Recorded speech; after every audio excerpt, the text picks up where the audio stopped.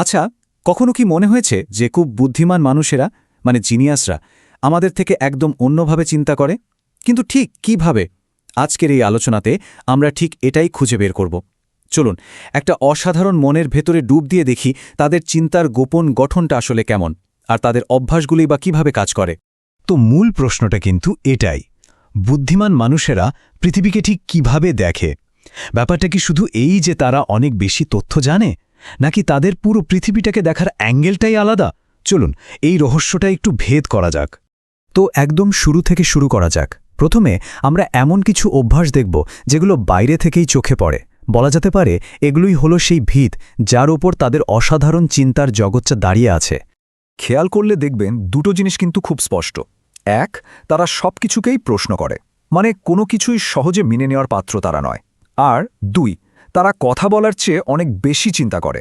তাদের এই যে চুপ করে থাকা, এটাকে কিন্তু একদমই নিষ্ক্রিয় ভাবলে চলবে না। ওই নীরবতার পেছনেই আসলে তাদের মস্তিষ্কে একটা ঝড় বয়ে যায়। কিন্তু আসল প্রশ্নটা তো অন্য জায়গায়।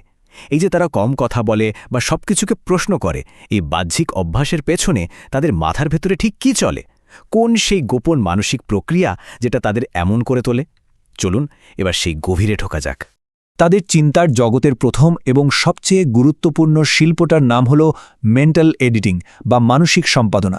সোজা কথায় এটা হলো তাদের চিন্তার প্রথম ফিল্টার। এর মানেটা খুব সহজ।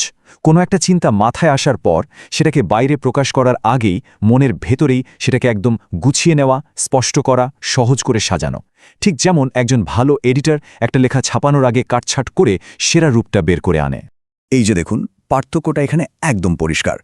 বাঁদিকে একটা সাধারণ অগোছালো কাঁচা চিন্তা, আর ডানদিকে মেন্টাল এডিটিংয়ের পর ঠিক সেই চিন্তাটাই দেখুন কি সাংঘাতিক পরিষ্কার, ছোট আর শক্তিশালী হয়ে উঠেছে। এই যে একটা অগোছালো ভাবনা থেকে একদম ক্রিস্টাল ক্লিয়ার একটা বক্তব্যে পৌঁছানো, এটাই হলো আসল খেলা। আচ্ছা, এবার আসা যাক তাদের দ্বিতীয় সুপার পাওয়ারে। এর নাম হল প্যাটার্ন খোঁজার ক্ষমতা। বুদ্ধিমান মানুষেরা কিন্তু শুধু তথ্য জমায় না, তারা তথ্যের জঙ্গলে নেমে আসল প্যাটার্নটা খুঁজে বের করে। তারা তথ্যের নয়, প্যাটার্নের শিকারী। আর এটাই কিন্তু আসল কথা। 10টা বিচ্ছিন্ন তথ্য জানার থেকে ওই 10টা তথ্যের মধ্যেকার যোগসূত্রটা খুঁজে বের করাটা হাজার গুণে বেশি জরুরি। কারণ ওই যোগসূত্র বা কানেকশনটাই তাদের পুরো ছবিটা মানে বিগ পিকচারটা দেখতে সাহায্য করে। এই প্যাটার্ন খোঁজার কিন্তু একটা পরিষ্কার প্রক্রিয়া আছে। দেখুন, প্রথমে তারা চারপাশ থেকে তথ্য জোগাড় করে। এরপর সেই আলাদা আলাদা তথ্যের টুকরোগুলোর মধ্যে একটা সংযোগ খোঁজার চেষ্টা করে।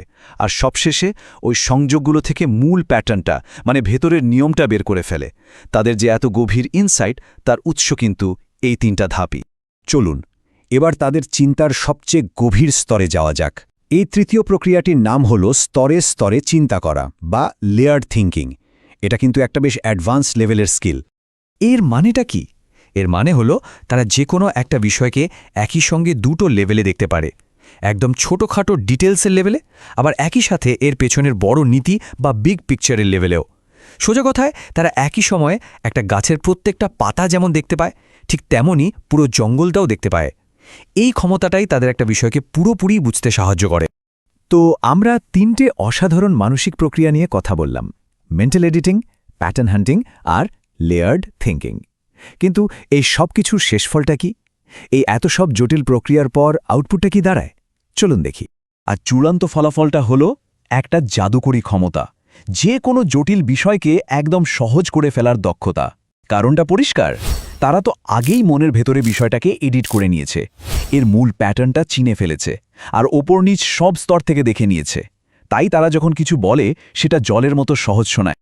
শেষ পর্যন্ত তাহলে এটাই দাঁড়ায় যে আসল প্রতিভা হয়তো অনেক জটিল জিনিস জানার মধ্যে নেই। আসল প্রতিভা লুকিয়ে আছে সেই জটিল জিনিসকে সহজ করে তোলার ক্ষমতার মধ্যে। এটাই হয়তো পুরো আলোচনার সবচেয়ে বড় শিক্ষা। তো সবশেষে একটা প্রশ্ন রেখে যাই। এই যে 3টে প্রক্রিয়ার কথা আমরা জানলাম, এরপরে নিজেদের চিন্তার অভ্যাসগুলোর দিকে তাকালে কোনটা মনে হচ্ছে যে একটু উন্নত করলে ভালো হয়? মানসিক সম্পাদনা, প্যাটার্ন খোঁজার ক্ষমতা, নাকি স্তরে স্তরে চিন্তা করার অভ্যাসটা? উত্তরটা কিন্তু যার যার নিজে।